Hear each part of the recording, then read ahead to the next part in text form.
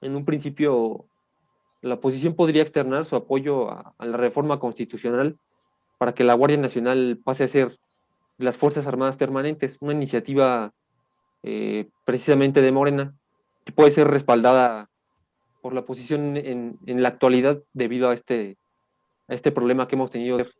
Por ahí se me ocurre llamar al subsecretario de Salud, a Hugo López Gatell, por ejemplo, igualmente aplicándole una estrategia bien estructurada de presión y pues hacerlo caer en contradicción, ¿no? Y preguntarle, estarle picando para que se le cuestione acerca de sus últimas acusaciones, o sea, de sus últimos dichos que fueron bastante graves. Y, partidos como el PRI y el PAN en sus plataformas electorales proponen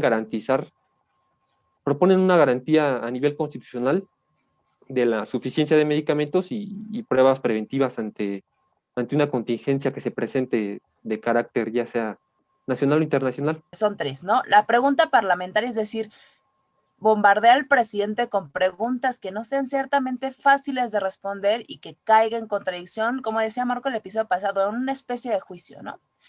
En segundo lugar, manda a comparecer en todos estos temas espinosos. Tú ahorita tocaste dos, que es el tema de la seguridad y el tema de la salud, que han estado rondando, por lo menos han sido talón de Aquiles del presidente López Obrador, y que vayan los funcionarios a comparecer. Y entonces pregúntale para pues que se sientan incómodos y también que se... Si yo perteneciera al bloque hegemónico en este momento y ya estuviera advirtiendo que hay temas muy sensibles para nosotros, lo que haría desde ya sería tratar de obtener la presidencia en las comisiones de salud y de seguridad pública, al menos, justamente para evitar que puedan golpearme por ahí. Y entonces a lo mejor durante el proceso de deliberación puedo conseguir negociar que las comparecencias no sean ante el Pleno, sino únicamente en las comparecencias. Allá de lo jurídico. A ver, tú estás recurriendo a una estrategia jurídica en el momento en el que sientas a una persona a comparecer en el estrado legislativo. Está bien. Pero después tienes que echar mano de otro tipo de estrategias parlamentarias. Estrategias que tienen que ver con cómo incomodas a la persona que está en el... Pero después de intentarlo varias veces, 6 veces, el presidente López Obrador dijo, pues oigan, creo que voy a ejercer mi facultad de petición como presidente de la República. Y entonces fue lo que hizo, ¿no? Después de intentarlo muchísimas veces, ya le pegó una que fue la que se va a votar el próximo domingo, primer domingo. Las consultas populares pueden ser propuestas por el 33% de la Cámara de Diputados, de Senado.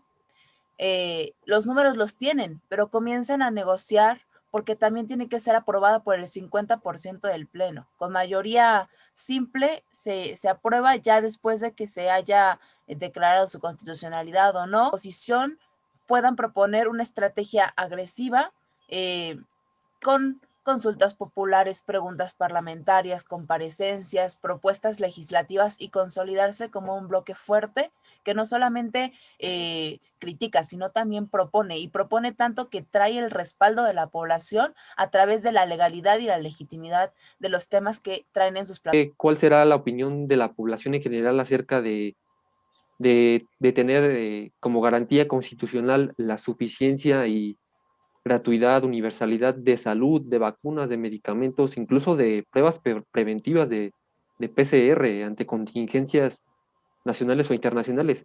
Y yo creo que la respuesta sería bastante clara. Si a la oposición no les dan los números para volver constitucional una reforma, porque no tienen la mayoría calificada en ambas cámaras del Congreso, ¿por qué no pensar en que aquellas cuestiones que quieren constitucionalizar las pasen por el tamiz de la consulta popular? Una consulta popular que le pregunte a la gente, ¿quieres que esté en la Constitución que se apliquen pruebas PCR a todos los ciudadanos después de que haya una contingencia sanitaria nacional o internacional? Y que la gente vote. ¿O estás de acuerdo con que la Guardia Nacional pertenezca a Sedena y que la gente vote y que eso se plasme? Hoy en el menú de la cena tenemos, de entrada, las comparecencias y propuestas en la Cámara de Diputados. De plato fuerte, las consultas populares. Y de postre, transfugismo, jucopo y el control financiero.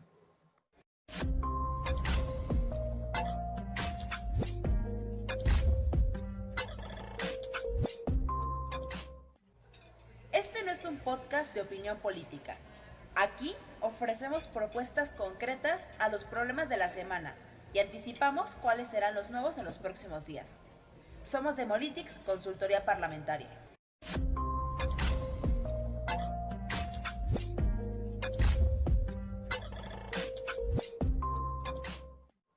Bienvenidas y bienvenidos a Senadores, el podcast de Demolitics Investigación Estratégica. Somos una firma de consultoría parlamentaria. El día de hoy servimos Marco García, director ejecutivo, Diego Servín, investigador, Gabo Sánchez en los controles. Yo soy Danitza Morales, directora general de la consultora. Diego, Marco, mucho gusto en saludarlos. Buenas noches, pues vamos a empezar. Hoy vamos a estar cenando sobre varios temas, ¿no? Vamos a estar primero hablando sobre los instrumentos que se pueden usar tanto por la oposición como por la mayoría, que son muy importantes. Hablemos de dos principalmente, las comparecencias y las propuestas encaminadas de sus plataformas que pueden presentar los grupos parlamentarios en el Congreso, ahorita ya con la renovación de la Cámara de Diputados.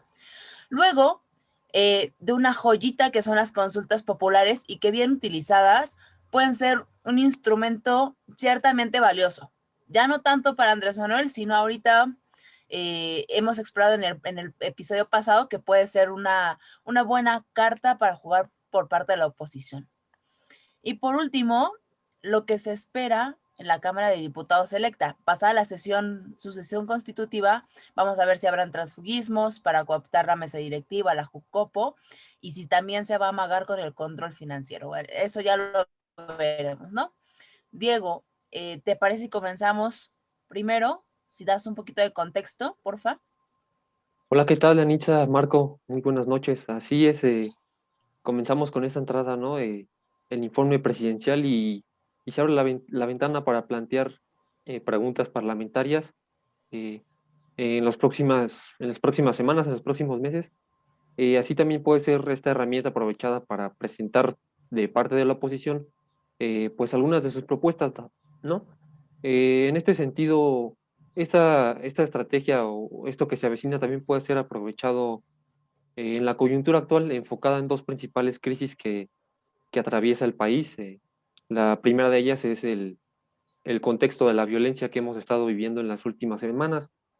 Pues el tema de la seguridad es un tema bastante, donde se han visto bastante carencias por parte de iniciativas o de mejoras. Es una situación que puede ser aprovechada por la oposición o por algún partido para presentar iniciativas, para presentar pues alguna propuesta. Partimos de esta situación en Tamaulipas, ¿no? Que hubo un ataque a civiles por parte del crimen organizado y la delincuencia organizada. Y también hubo una serie de reacomodo de plazas de narcotráfico debido a este reacomodo político en algunos otros estados. Y por ahí se rumorea que también hubo un narcoestado que tuvo injerencias en las pasadas elecciones. Cabe destacar que fue una de las elecciones más violentas, ¿no? Y entonces, en ese sentido, a partir de este informe presidencial y a partir de estas preguntas parlamentarias que se pueden plantear eh, y se puede llamar a comparecer a ciertos funcionarios de gobierno, podemos retomar esas estrategias parlamentarias y ese contradiscurso útil que hemos venido hablando en ocasiones anteriores eh, para plantear así soluciones o plantear problemáticas, poner en el debate a problemáticas actuales y en la órbita de la opinión.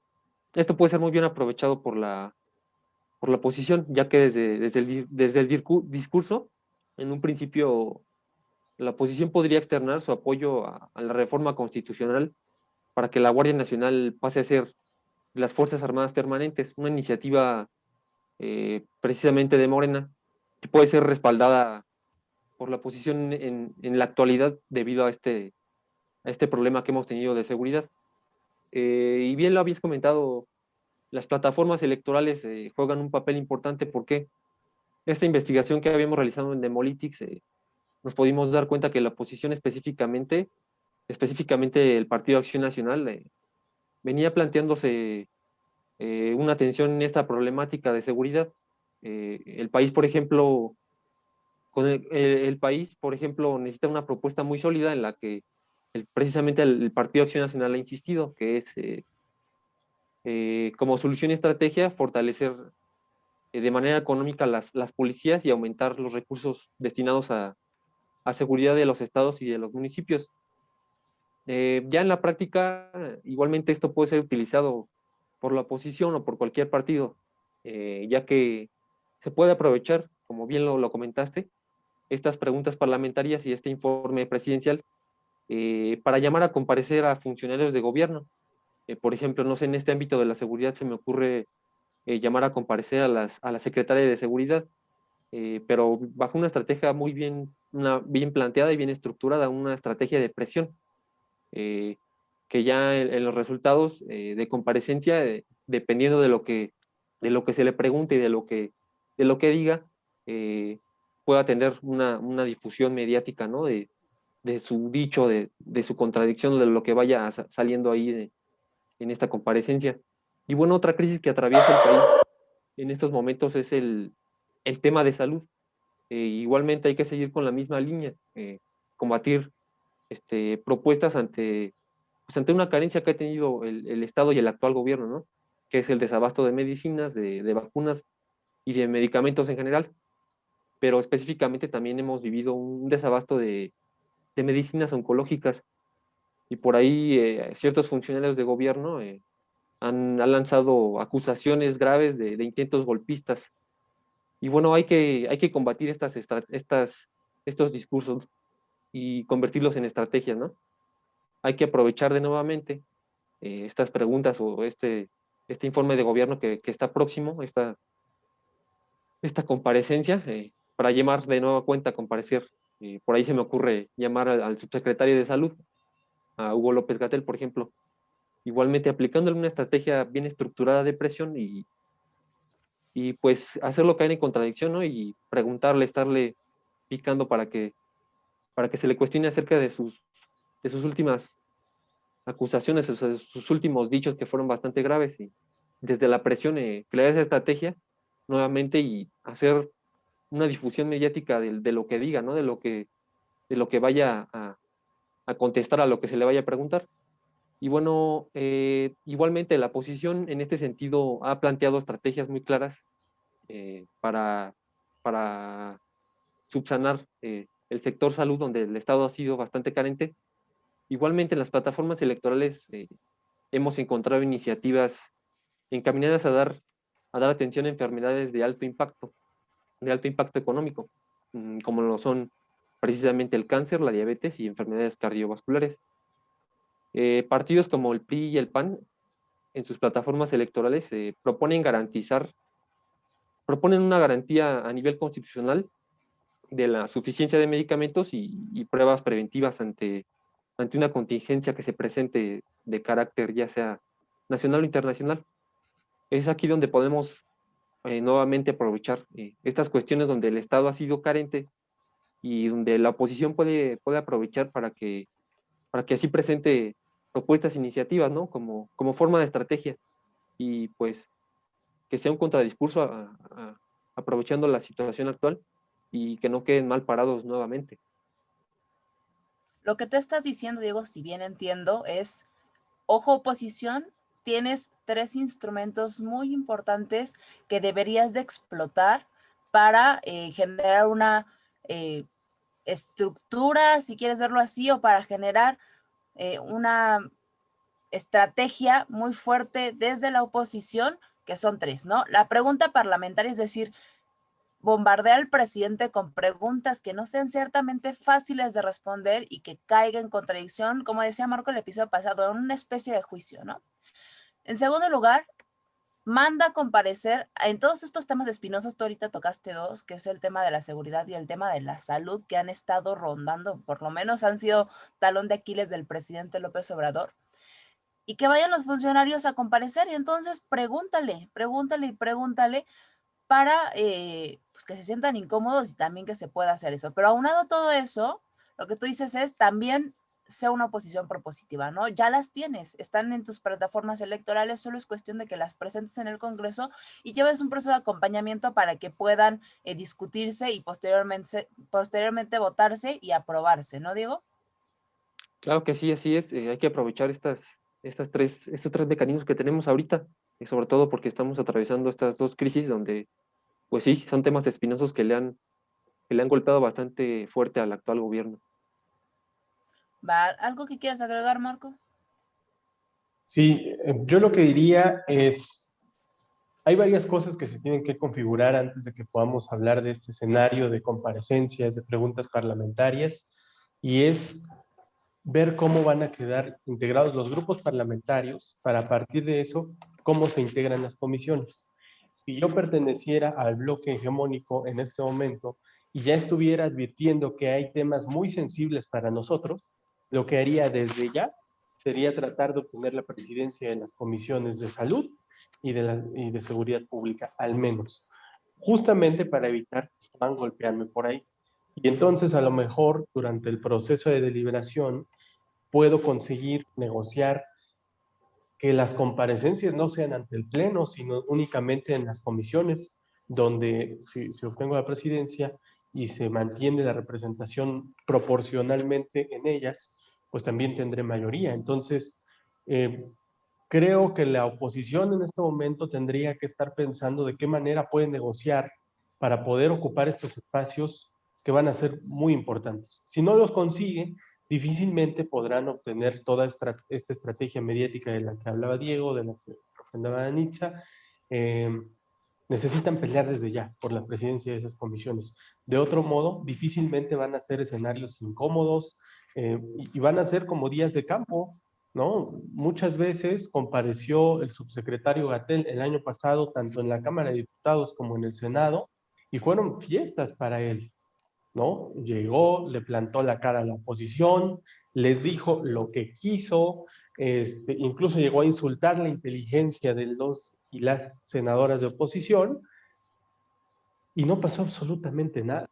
Cuando una comparecencia, lo que tendría que ser, pues si es una especie de acusación, o al menos que haya una parte acusadora, es lo que quiero decir, ¿no? Y esa parte acusadora tiene que utilizar estrategias que vayan más allá de lo jurídico. A ver, tú estás recurriendo a una estrategia jurídica en el momento en el que sientas a una persona a comparecer en el estrado legislativo. Está bien, pero después tienes que echar mano de otro tipo de estrategias parlamentarias. Estrategias que tienen que ver con cómo incomodas a la persona que está en el estrado. Desde cuestiones que perfectamente supo pulir Morena durante todo el tiempo que fue oposición, antes cuando estuvieron en el PRD, en el PRI o en el PAN, que era este uso de estrategias como las pancartas, los gritos, cosas que no necesariamente son bien percibidas por la población, pero que al final del día son estrategias parlamentarias que cubren propósitos específicos. En este caso, lograr que la imagen que se quede pues sí, en la opinión pública salga de una persona que está en un estrado incómoda, recibiendo preguntas que no le gustan, y eso entonces ya es un material potencialmente viral que tú puedes replicar en los medios de comunicación tradicionales, en las redes sociales, en distintos espacios, y entonces ahora sí, ya con todo ese material puedes decir, a ver, la oposición convocó a que viniera tal persona, secretario, subsecretario, la secretaria y la subsecretaria, y estas son las imágenes que quedan. Entonces, una vez que logras articular eso, pues entonces ya el discurso que puedas entablar para proponer, pues será distinto, porque ya partiste de un piso en el que lograste mover algo, simbrar los cimientos de un gobierno, y entonces cuando ya está eso sobre la discusión, ahora sí llega el momento de la propuesta. Y entonces, cuando estés hablando, como decía Diego, de las propuestas en materia de seguridad, saca las propuestas que tenías en tu plataforma electoral: fortalecer económicamente a las policías, aumentar los recursos destinados a seguridad en estados y municipios, ley secundaria en materia de seguridad a propósito de la reforma constitucional de la Guardia Nacional, y en materia de salud, pues justamente ya lo decía, ¿no? una logística de vacunación que involucre al sector privado, lo dice el PRI, lo dice el PAN, lo dice el PRD, hablan también de ley de cuarentena, de una política económica que favorezca el quedarse en casa, y ni hablar de las campañas nacionales de pruebas de PCR y de anticuerpos, por decir los más light, pero también hablan ellos de garantizar constitucionalmente dos cosas: eficiencia de medicamentos, pruebas preventivas anticontingencias sanitarias internas y externas, nacionales e internacionales. Los números no les dan, pero sí hay herramientas que pueden echar mano para poderlos aprobar eventualmente. Sí, totalmente como lo dices, Marco. Pero ¿qué te parece si entramos al plato fuerte, que son las consultas populares? ¿Nos das contexto, por favor? Justamente hablamos de que la oposición no tiene los números, la aritmética parlamentaria no le da para promover reformas constitucionales, pero que sí hay otro tipo de herramientas jurídicas de las que puede echar mano para que sus intenciones legislativas se reflejen en la ley fundamental.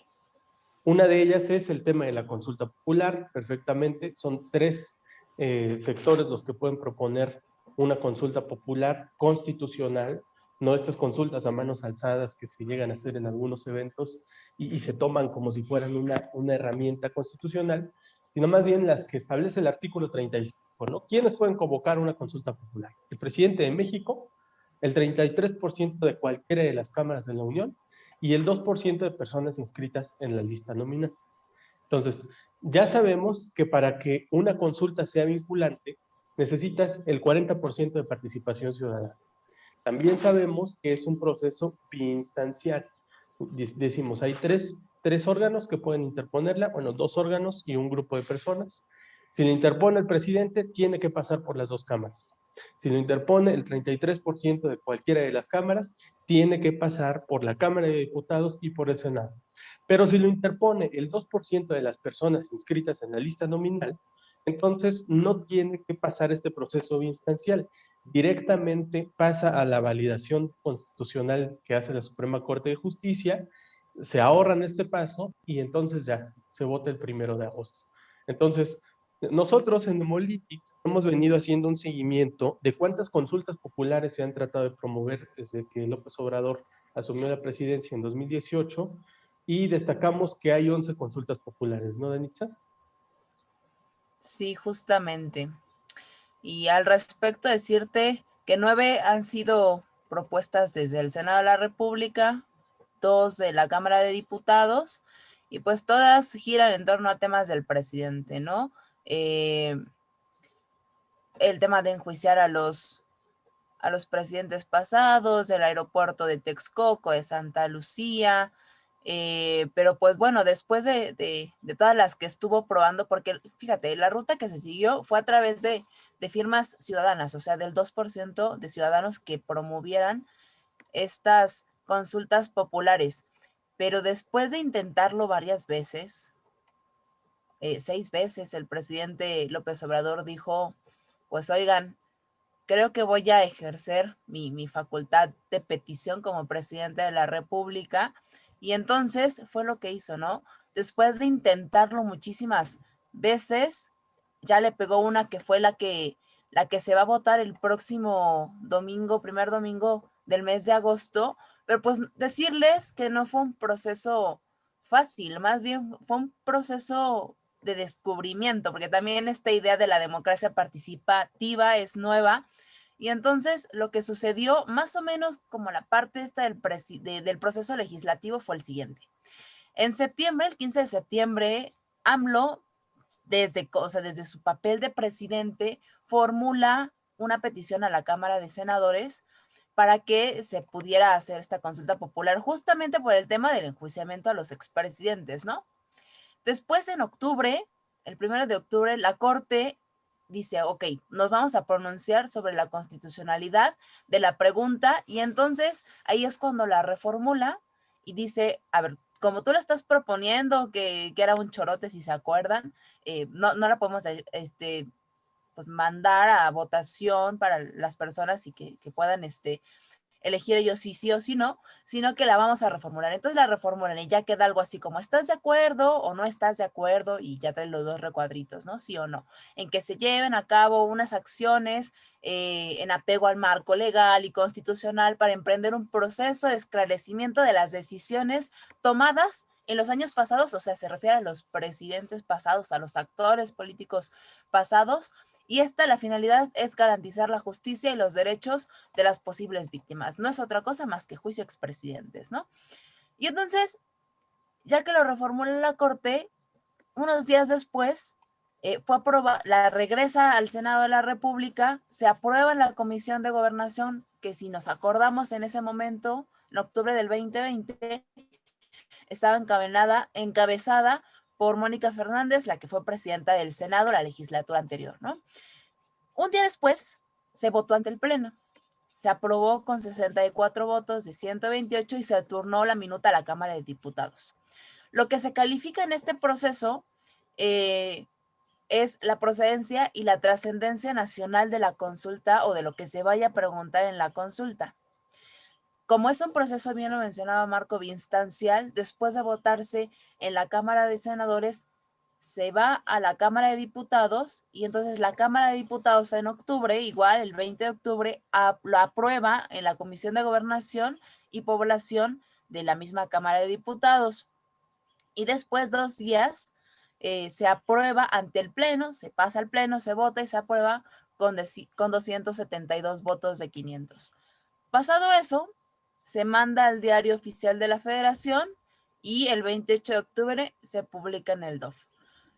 Lo que en este momento queríamos decirle a la oposición es que exploren esta vía. No lo decíamos en el episodio anterior. Las consultas populares pueden ser propuestas por el 33% de la Cámara de Diputados, de Senado.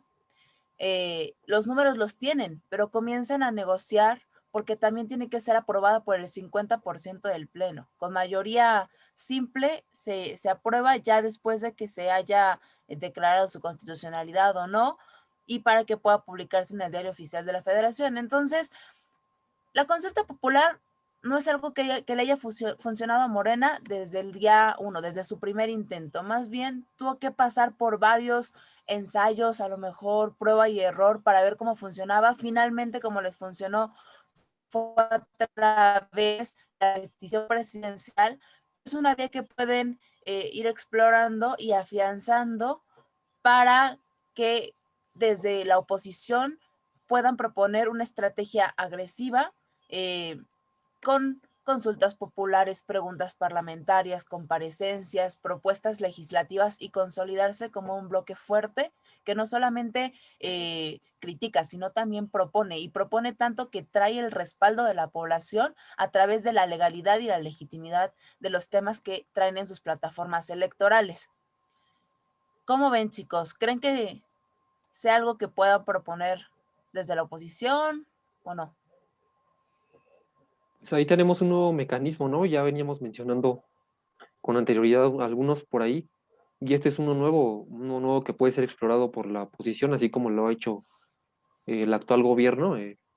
Puede ser una manera de poner en tela de juicio, en poner en discusión, en poner en la opinión pública de la población temas importantes, temas pues que nos atañen a todos.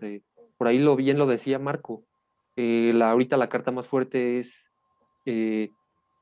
cuál será la opinión de la población en general acerca de tener como garantía constitucional la suficiencia y gratuidad, universalidad de salud, de vacunas, de medicamentos, incluso de pruebas preventivas de PCR ante contingencias nacionales o internacionales.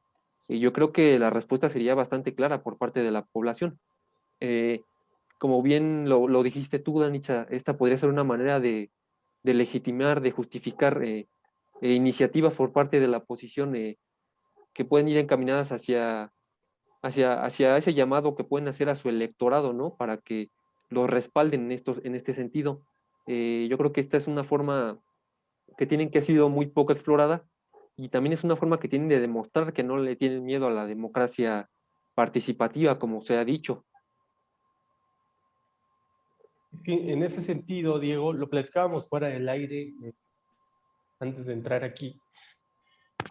Las consultas populares, en la última reforma que se hizo en abril de este año, lo que se determinó es que se puede llevar a cabo un ejercicio anual que se celebraría el 1 de agosto.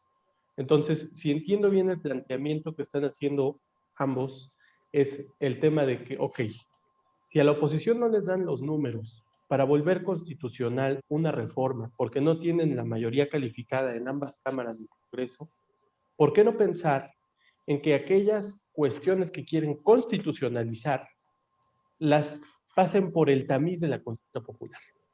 ¿No? O sea, a lo mejor, como bien decía Anita, a ver, López Obrador no consiguió la consulta para enjuiciar expresidentes en el primer intento. Tuve que aventarse 6 intentos distintos con ciudadanos específicos tratando de recabar este 2% de las firmas de la lista nominal para poder lanzar esta convocatoria, pero no le dio, pero lo intentó, lo estuvo intentando, y ahí está la evidencia documental de que no se rindió al primer intento. Entonces, ¿por qué no pensar que la oposición puede explorar esta alternativa? Para eso no necesitan ser mayoría calificada en ambas cámaras del Congreso, basta con que puedan arengar a sus bases electorales para que juntos los 3 o 4 o 5 partidos que se puedan aliar en torno a esta causa puedan juntar el 2% de los votos de la lista nominal para lanzar esta convocatoria de consulta popular, que no tenga que pasar por ambas cámaras en el Congreso, y después pensar que pueden alcanzar el 40% de la votación de la lista nominal para que sea vinculante para ambas cámaras del Congreso, y entonces sea un mandato popular, como está destinado a hacer este tipo de mecanismos, para que el Congreso tenga que obedecer al pueblo. Entonces, a lo mejor lo que pueden hacer es decir, ok, una consulta popular que le pregunte a la gente, ¿quieres que esté en la Constitución que se apliquen pruebas PCR a todos los ciudadanos después de que haya una contingencia sanitaria nacional o internacional? Y que la gente vote. ¿O estás de acuerdo con que la Guardia Nacional pertenezca a Sedena y que la gente vote y que eso se plasme en la Constitución?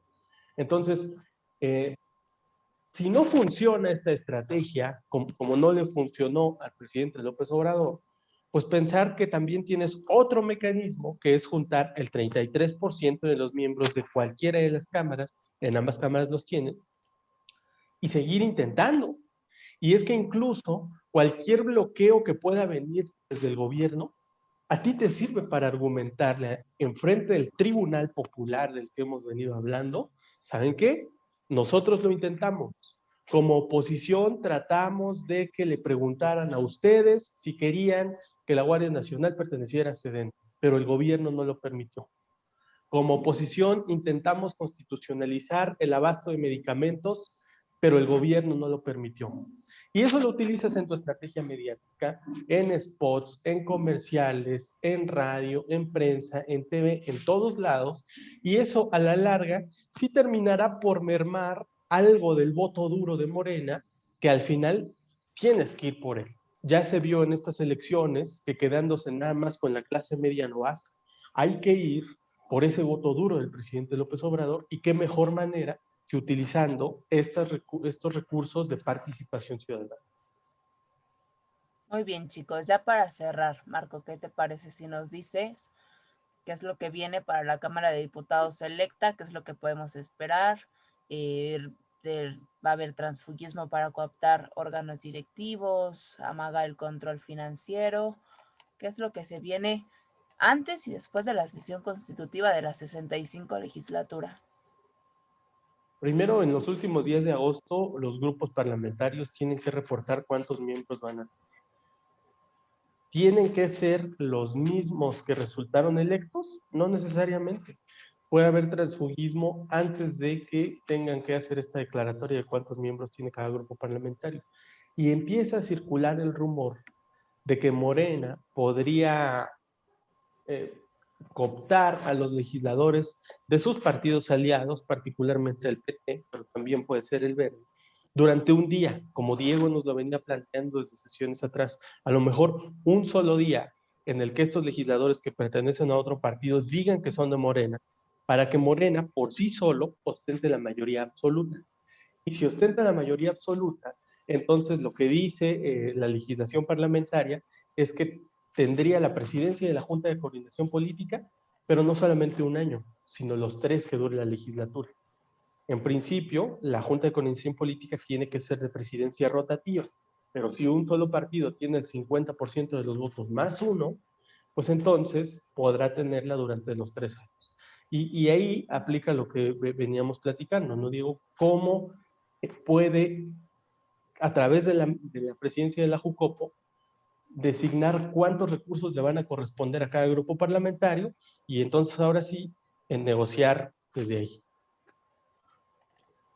Claro que sí, pues en esos momentos, como lo mencionas, Marco, y también aprovechando el mecanismo del transfugismo, los demás grupos parlamentarios, perdón, pues están amarrados, ¿no? Están sujetos a que la Junta de Coordinación Política les brinde este, estos medios económicos, estos dineros para que pues, así realicen sus agendas legislativas. Pues en estos momentos, pues desde la mayoría que es Morena y sus aliados, puede ser un medio de control que tienen ahí dentro de la Cámara de Diputados, ¿no? Que tienen el control del dinero y esto puede ser muy bien aprovechado como, pues como una estrategia parlamentaria desde esta mayoría, desde cualquier mayoría que vaya a suceder en la Cámara de Diputados, pero sí, en este momento, pues Morena tiene una ventaja en ese sentido, ¿no? Teniendo el control financiero, si lo logra a través del apoyo que tenga en el transfugismo en los próximos días. Pues hay que ver cómo se mueve el mapa político en los próximos días, de aquí a que tome protesta el Congreso, la Cámara de Diputados del Congreso Federal. También no hay que perder de vista los congresos locales para ver si se siguen replicando este tipo de estrategias orquestadas en todos lados. Pues bueno, fue el menú de hoy en Senadores, el podcast de Demolitics, Investigación Estratégica, Consultoría Parlamentaria. El día de hoy cenamos Diego Servín, investigador de Demolitics, Marco García, director ejecutivo, Gabo Sánchez en los controles. Yo soy Anitza Morales, directora general. Espero que les haya gustado el menú y nos vemos en la próxima cena.